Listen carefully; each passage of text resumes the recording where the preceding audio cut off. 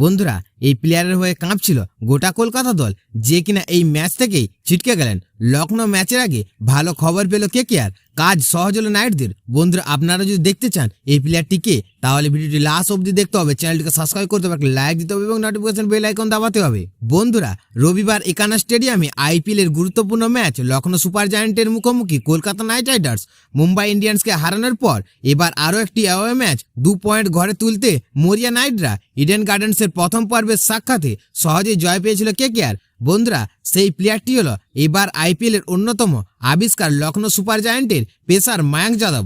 সর্বোচ্চ 157 কিমি অনবরত 150 কিমি বেগে বল করে সকলের নজর কেড়েছেন তিনি। প্রথম 2 ম্যাচে 6 উইকেট নিয়ে রাতারাতি তারকা হয়ে ওঠেন। বন্ধুরা, মাঝে চোটের কারণে কিছু ম্যাচ খেলতে পারেনি মায়াঙ্ক যাদব। চোট সারিয়ে দলে ফিরলেও ফের একই জায়গায় চোট পান তরুণ পেসার। কেকেআর ম্যাচের আগে আপডেট, আইপিএল থেকে ছিটকে গিয়েছেন মায়াঙ্ক যাদব। বন্ধুরা, মায়াঙ্কের পুরনো চোটের জায়গায় আঘাত লেগেছে, পেশির কিছু অংশ ছিঁড়ে গিয়েছে।